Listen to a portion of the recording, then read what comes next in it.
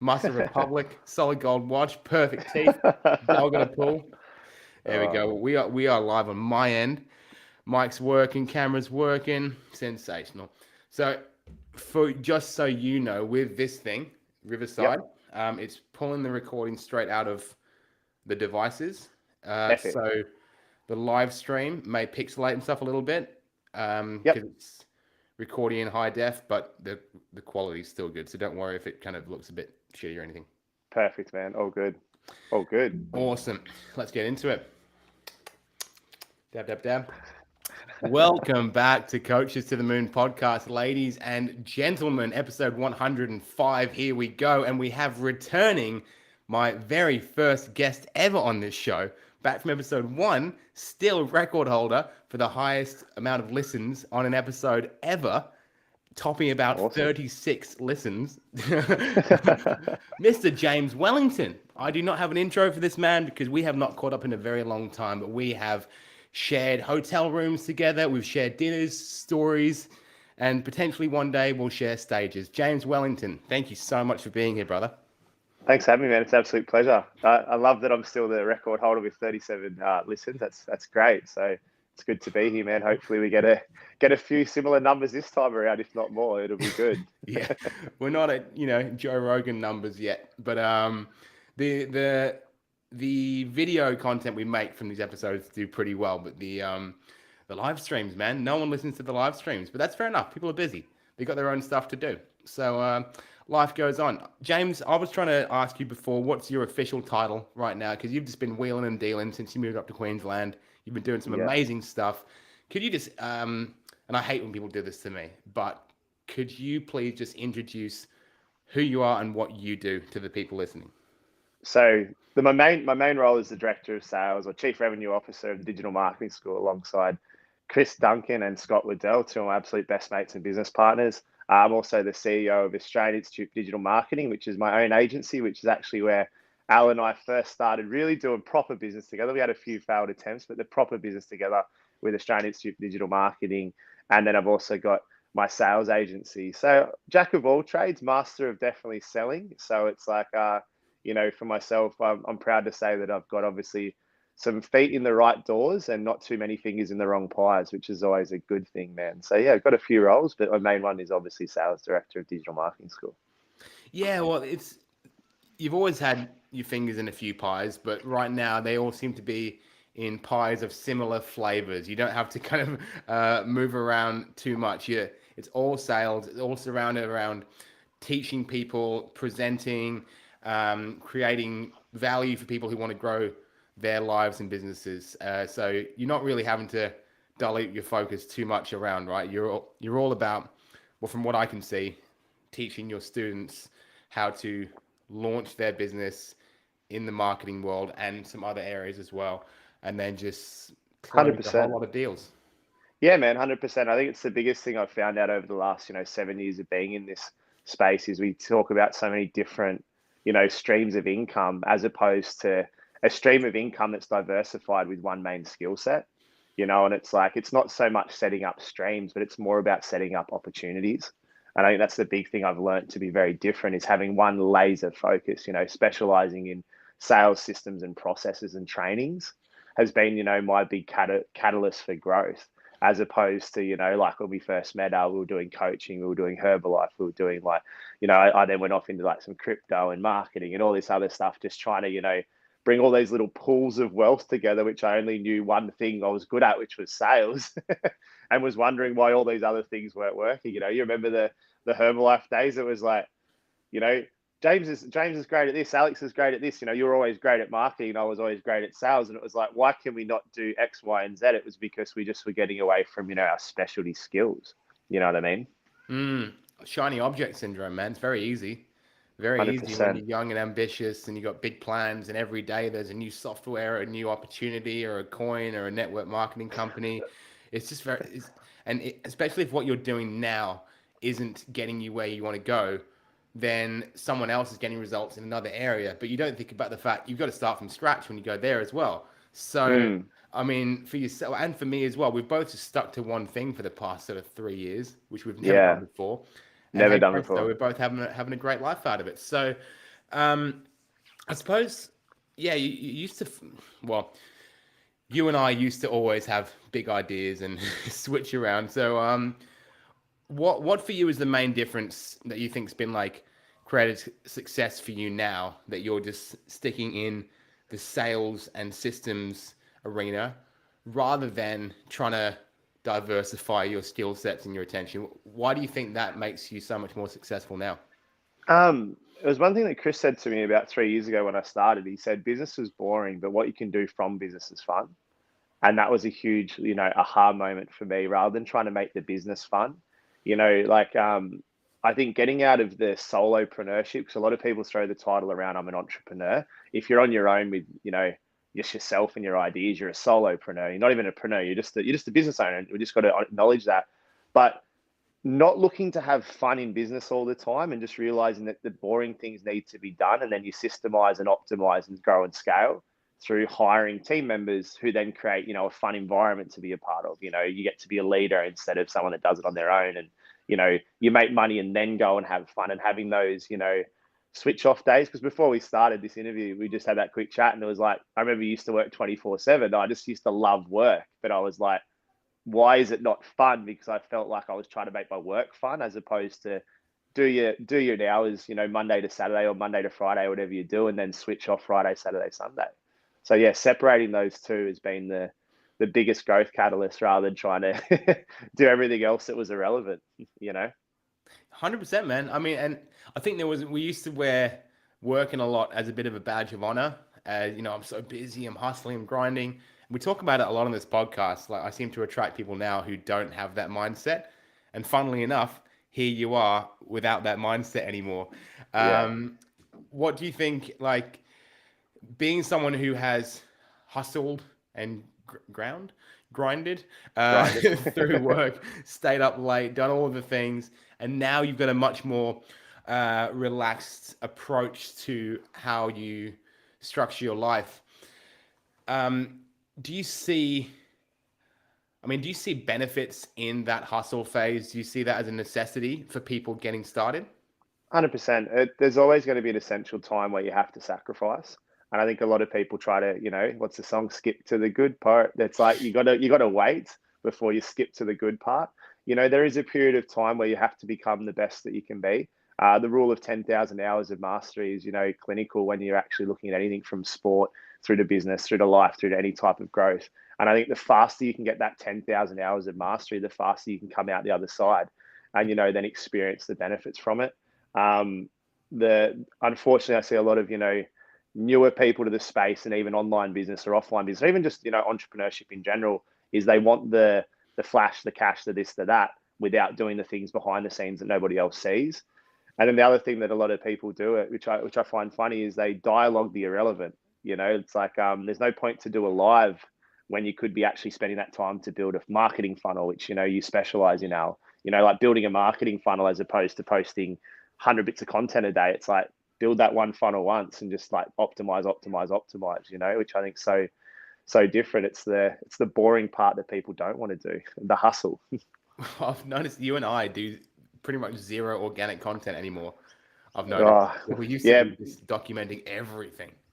Oh, we couldn't. It's like, here's me going to a coffee. I'm no longer a 9 to 5. I like work my own Yeah, hours. another day at the You're just office. grabbing a coffee. Yeah, another day at the office, laptop lifestyle. No, you just start grabbing a coffee and having a beer by the beach. Yeah, and you don't make any money. That's Yeah. what we used to be. It was like I'm living the dream here on a Wednesday at the beach, but I also am making significantly less than my friends who are in an office right now because they have a job and I've got a business. It's funny, man. It's funny. Like, I think now seeing some of my most successful clients are the ones who have built a strong organic following from being consistent with great content, Mm. and now they are using paid marketing to make it predictable and scalable. Like Miranda Marriott, who's one of, and I remember you helped her to come on board with me like Yep. 2 years ago. She's a rock star. She had like huge amounts of thousands of really, really loyal followers organically, and then she just wanted to go that next level. That for me, once you've mastered organic, is a perfect time to switch over to paid, because I think with the organic marketing, you need that at first to figure out what your audience likes. Mm. You can't just go straight into investing time and money into a marketing funnel if you haven't figured out what offers your audience wants. Mm, And that's kind of offer is something I wanted to get onto with you today because we've been working on offers and we found an offer recently that's cracked for us. It's just like taking the business, like, we've doubled our business in the last 2 months, which is awesome. You've made some good offers and some bad offers yeah. in your time. What do you think, in your opinion, is the difference between an offer that gets by and an offer that just crushes it? The big thing is the offers. So it's actually Russell Brunson. I remember watching a video a couple of years back, and I've heard it a few different times, and it didn't quite land until I actually reflected on the offers that did. It's not always about being someone that's different. Difference doesn't sell, and I think that's the biggest thing. What difference does? It creates confusion. It's about a logical and emotional based analysis. So, what's the emotional goal? So, we talk about in DMS, and Chris and Scott created the emotional clarity method, which I know you're familiar with. So, it's giving that emotional clarity of what it is the person wants to create from a feelings perspective, but also an analytical mindset to go, this is a very logical decision for me to take next. I think Brunson says, pioneers only end up with arrows in their backs. You know what I mean? Those people that try to, go and find the newfound land, when America was first getting discovered, or, like in the, the ancient times, like Australia, they came into, natives, and that's what happens. This is the new method that's never been seen before. You go out in your boat and you come back with arrows in your back, and you're like, why did nobody buy? Because nobody had seen it before. So unless you've explained it super well, it's not going to be obviously logical. And I think that's where a lot of people, especially in coaching and, especially affiliate marketing, really stuff up, is they just don't call it what it is. I've got a lot of people that work in, like selling water filters, supplements, which I was in the back with. And it was like, rather than just say what it is and what it does, and we can get you from point A to point B, which we had some great success with obviously Limitless as one of our first businesses, which you were a part of. It was a 12-week game plan, and we targeted women, and it was literally, in the next 12 weeks, we're going to help you to lose on average 10 kilos. Remember, we tried 21 days and this and that, and we all that other stuff, and they didn't work so well, but the 12-week game plan, here's your supplements, here's this, here's that worked extremely well. Digital marketing school, we certify you to become a digital marketer. People are using digital marketing. It's needed. It's a high income skill. You don't currently have a high income skill. Learn it, grow it, become it. Super simple, logical offer. Yeah, logical and emotional is a funny one because I think when I first learned to sell from your old boss and my Yeah. first coach, there was definitely a lot of emotion involved in those sales. And I got to a point where I was really, really good at making emotional sales because I was selling health and weight loss, and I could get people so ready to buy on the spot. They would have said yes to anything. And then the next day, everyone's saying, "Oh, Alex, I can't do it.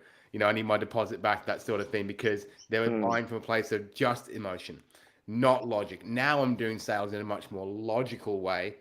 Um, and that's, maybe I'm a bit too relaxed in that sometimes because I'm doing B2B sales and I kind of Yeah. don't fancy handling objections that much anymore. But now my sales team, they've found the balance of getting people excited and rational at the same time. And I think that emotional and logical is a very, very good um, balance between the two of them. So when is it the right time to use emotion? When is it the right time to use logic in a sales situation? If that's not too big of a question. No, not too big of a question at all. And this is actually what we teach inside of our sales processes. So the method that I teach is the neural unlock method. So obviously neural meaning the brain. So neural unlock method. Something that we teach is, more question-based selling. So whenever you want to, I guess, take someone through a process or understand what it is they're wanting to buy, you first need to understand themselves. So what happens a lot of the time is we assume that that person is definitely interested in our product, as opposed to identifying is the product right for them. So the analysis actually starts. So every opening line that we teach is just, we always say, this isn't a sales call, it's purely just to get to know you call. That nullifies the situation. It also pre-frames the context of what that call is about. So what we also do is we go, this is just a get to know you call. And then we just ask the logical questions that we need to understand. in order that we want to identify within that person. So tell me what sparked your interest in digital marketing. So I could be like, so tell me what sparked your interest in a marketing agency. So tell me. When you ask someone to tell them about yourself, that creates the logical steps by step system that they're needing to unlock. That's why my system's called the neural unlock method. Think of it like anybody listening at home, a method or a metaphor for unlocking elements of a gate. So each method or each question unlocks a new stage, like a video game, and it starts to unlock the next gate, the next door, the next gate, the next door, and so on. So tell me, what about that? So tell me more. So tell me more. So very much once you go through the analysis, the analytical stages is right at the beginning, you're then going to unlock the, obviously through effective questioning, the why, which is the emotion. So, what sparked your interest is a analytical based question. Why was it important for you to, create it, learn something that could quit your 9 to 5? How is basically a past and present question. How would that feel to achieve that?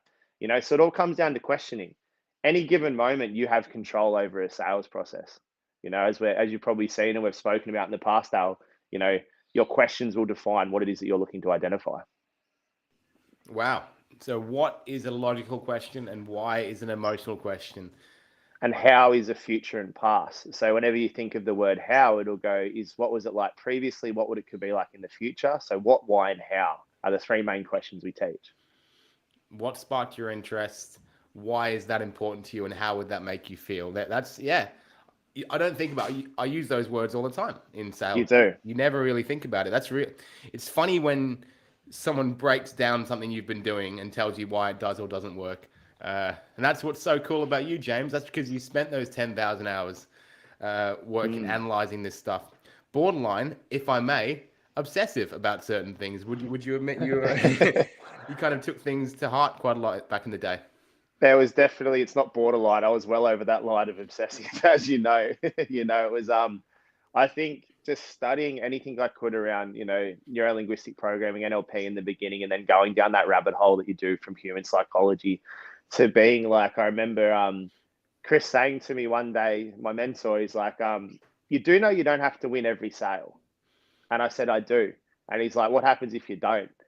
And he looked at me and he's like, my whole body is like, you feel like you will die. And I'm like, yes. Like I literally, if I don't win this sale, and I almost start crying. I'm like, I'm letting them down. I'm letting myself down. I had all these belief systems, especially in sales. So yeah, obsession is the exact word we need to use, Al. I was obsessed to become the best at selling.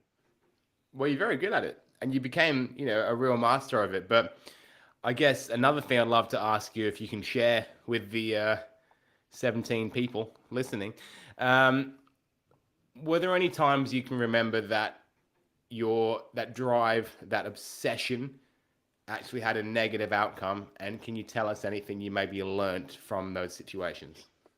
Um, I think the big one is to always drive towards a choice of a creation that you want, as opposed to driving away from something that you don't want.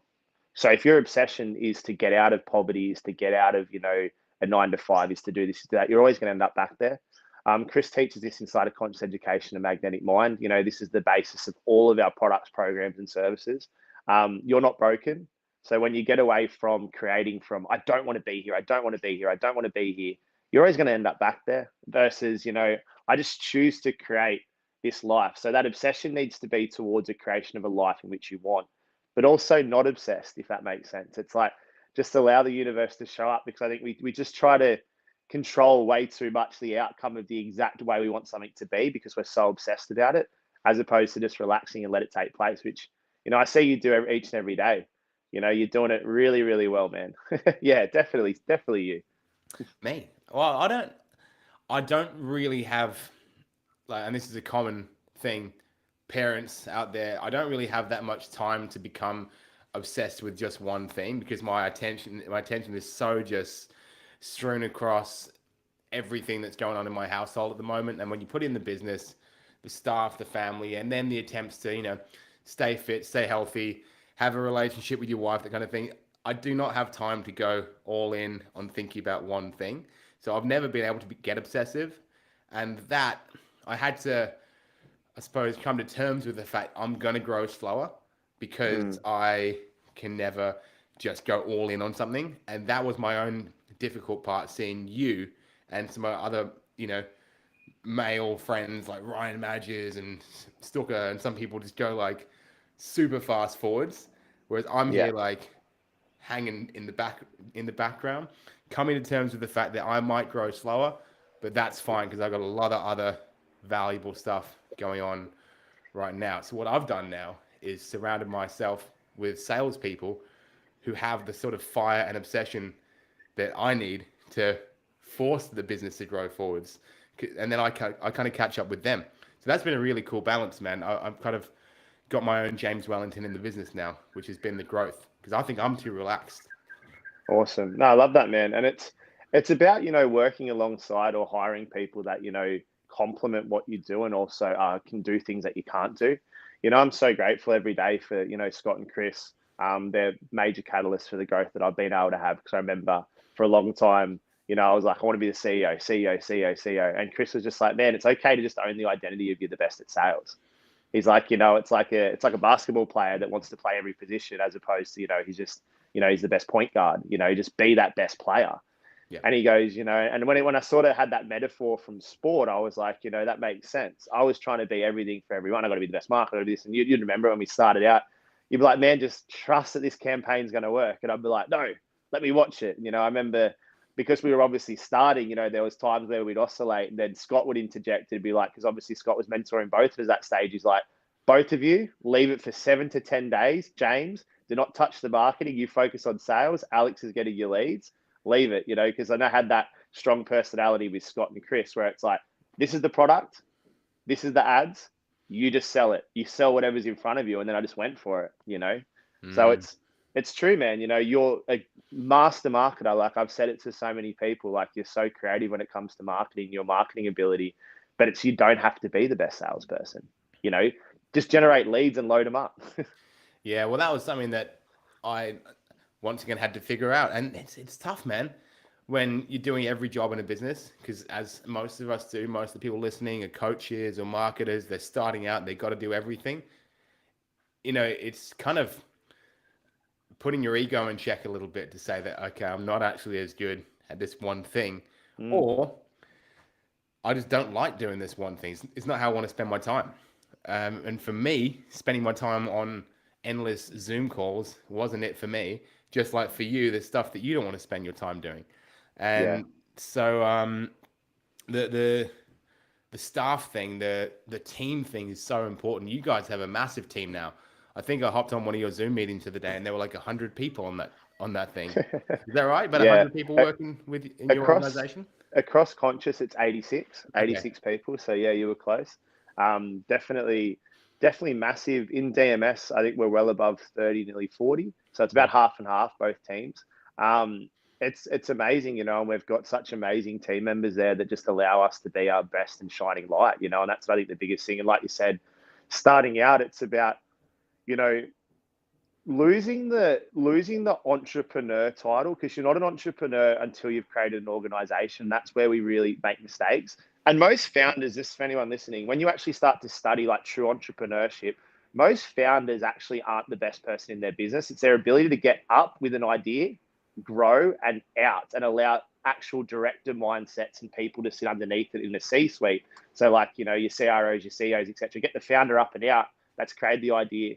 Get actual people to come in and implement is the main thing, which is, you're starting to experience. It's like, get out of the way of the sales processes and get into the way of just getting us more leads, do what you're good at. And then you've maxed that out. Now go and build products or go and do this, and Chris is a great example. He builds amazing products. Scott Markets runs the company, sends it to me and Alexi and Mag Mine and me and DMS, and we just sell it with the team.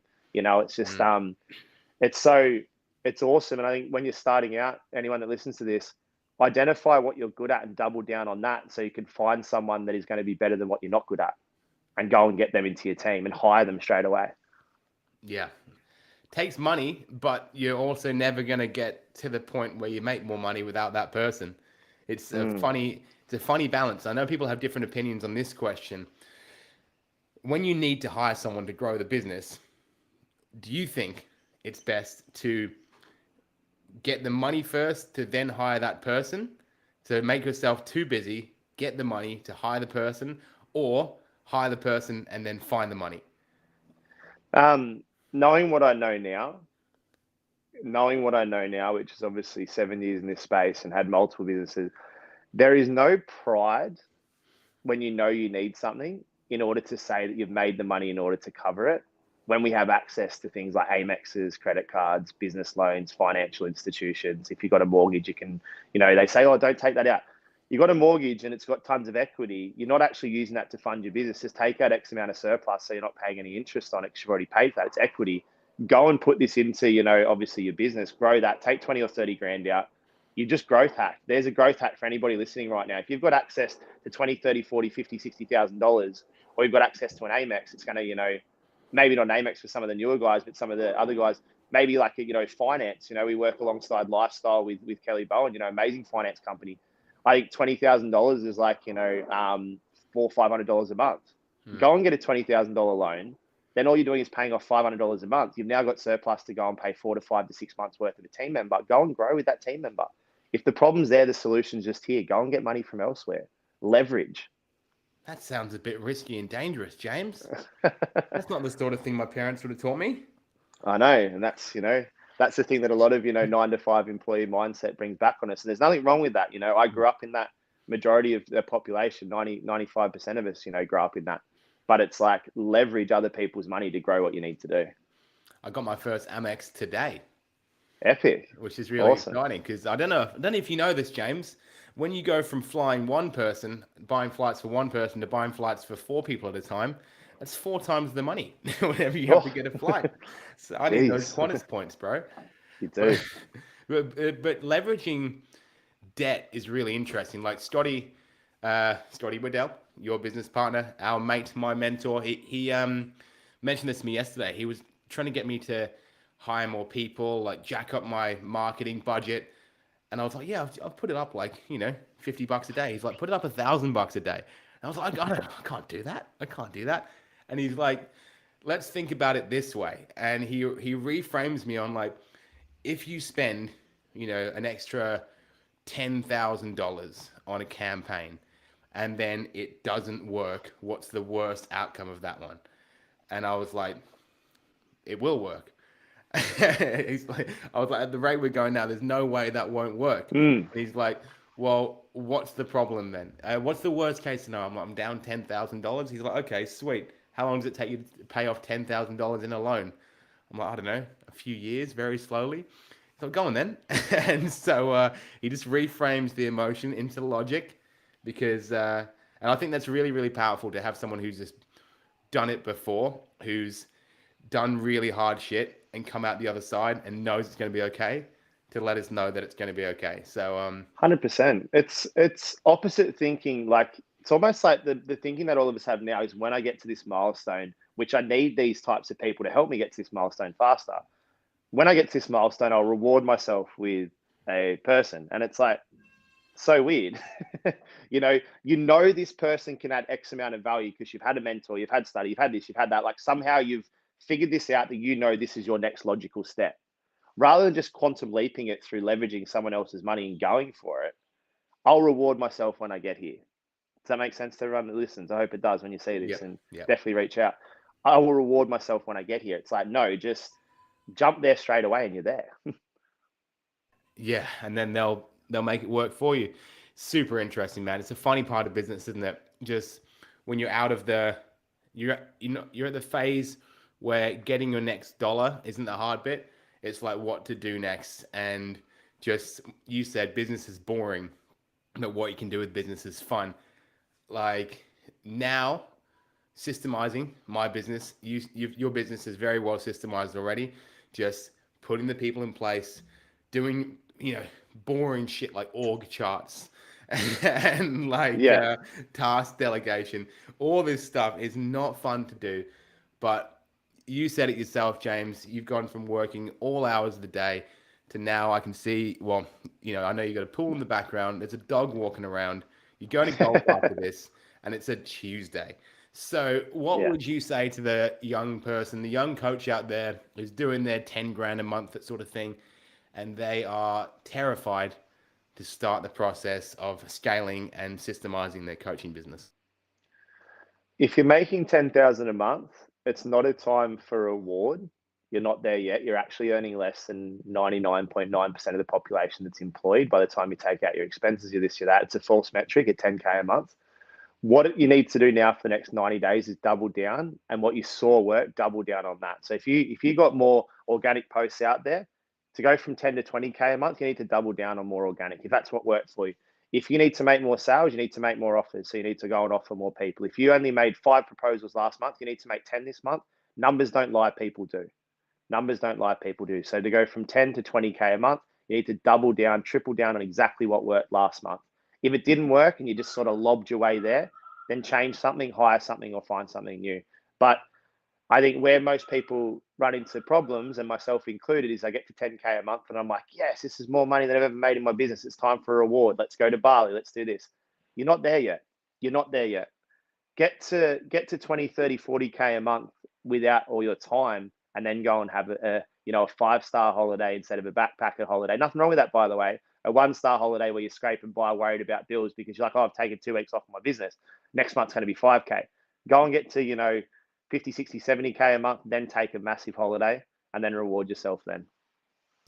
That's interesting that you said that, because some of those, numbers that we just mentioned, and we did 76,000 last month, right? And I'm fine saying that.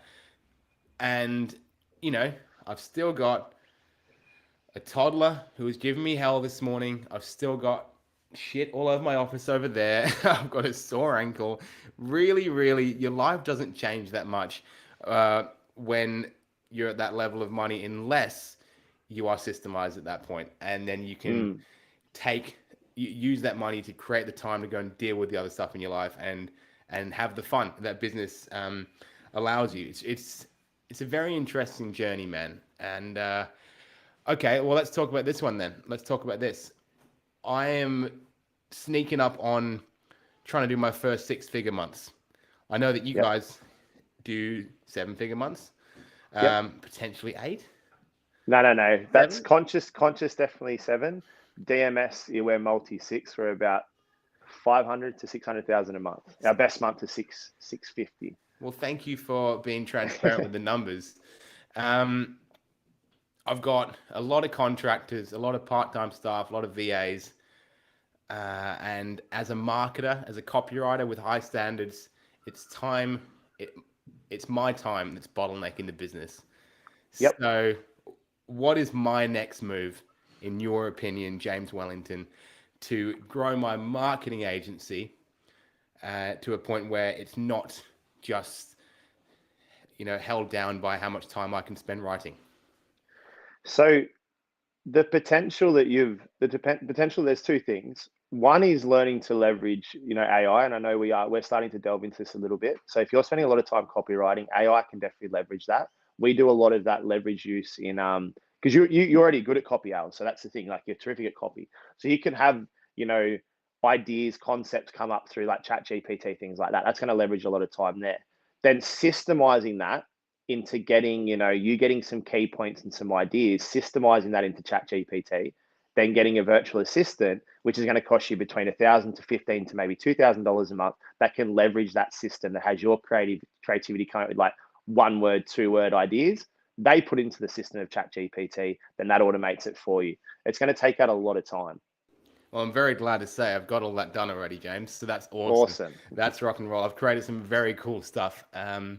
I was talking to a client yesterday though about ChatGPT, because I was like, I use this for your campaign because I didn't know anything about his market, right? Yep. He's a service business, and I didn't know anything about lawns and gardening and that sort of thing. And that's what he's in. And he said, the thing about ChatGPT is that it's generated from all the content on the internet. At some point, there's going to be a shift where more of the content on the internet is generated by ChatGPT than by people. So at that point, ChatGPT is just it's learning from its own content, which is a mind-blowing thing. And I think that'll happen really quickly, where like 50% of the internet is generated by this one software and it's just learning from itself. And then I've no idea what's going to happen next. So that was just 100%. An interesting thing. No, it's cool. And it's like, what the core basis of what we've both just agreed upon there is systemization. Yeah. You know, I think the creativity cycle that a lot of people go through is they don't understand how they've been able to create that. And if you can get out, so for example, you're like, okay, how do I write copy? How do I do this? How do I do that? What is my how? Like, what do I have to do step by step by step by step? When you can start to sit there and say, well, this step needs to be done here, here, here, here, here, you systemize that, take it out of your brain, put it into a process, and then hire someone because your time is now not spent well doing that. Scott's CEO of our company, it is an 8-figure company. So the whole of content education, 8-figure company. Scott cannot be bogged down in funnel building, in, doing copywriting and doing this. I'm obviously the director of, the sales director of a, $500,000 to more a month business. I can't be sitting there doing every single phone call. I can't, when I used to start out, if there was, a client that had a dispute, I would, go in, give them a call, do that. And there would be no money coming in if I'm, spending 2, 3, 4 hours a week doing, those calls. There's no money coming in those 2, 3, 4 hours because I'm better on the front end selling. Does that make sense? So we created what's called, a client dispute process, hired VAs, the amazing Chai. Eileen's been with me since the start. She came in and did all that. PIF remainders. So when a client's payment plans are coming to an end, we offer a discount, bring them forward. Chai then created that. I used to do all these little things, but then when you actually, so anyone that listens to this, average out what is your hour worth. That's the biggest thing you can do. What is it worth your time for 1 hour in your business? Is it worth what you've just done? And your mind's always going to go, yes, but this can generate X, Y, and Z. If this can generate X, Y, and Z, could somebody else do it to at least 70% the standard that I could? That's the next question you want to ask. Yeah, 100%. And that's what I've found with actually my chat GPT templates. It's getting stuff to about 70, 80% of what I could do myself, which then means I've got to do 20% of the work, to Exactly. make things better. So yeah, nothing's perfect, but systems are a pain in the ass to build. I did a presentation about this the other day, but like Gordon Ramsay's got 58 restaurants. He's not cooking at every stove. He's taking the time to develop and write recipes, and then he's cloning his talent, meaning he can have a massive, massive empire. And it's a very good lesson, mate. You got to go and play some golf, James. I'm all good, man. If you want to keep going, whatever you want to do, you got to go as well. No, I've got to promise you a 37-minute podcast, all and we're good. at 37 minutes. And I know that saying goodbye to you isn't going to happen instantaneously. It'll take a few minutes. So, mate, how about you? Are you you're hitting some good numbers these days? We've had some interesting chats about business, about systems, that sort of thing. In your life, James, you look calm, you look happy. It's a real pleasure to follow your Instagram these days. How are you? I'm good, man. I'm good. I've definitely found, that place between obsession and content, which is obviously those two things never really go hand in hand. But it's about, um, just being happy to feel obsessed towards an outcome or a goal, but content with where you're currently at and not trying to just rush all the time.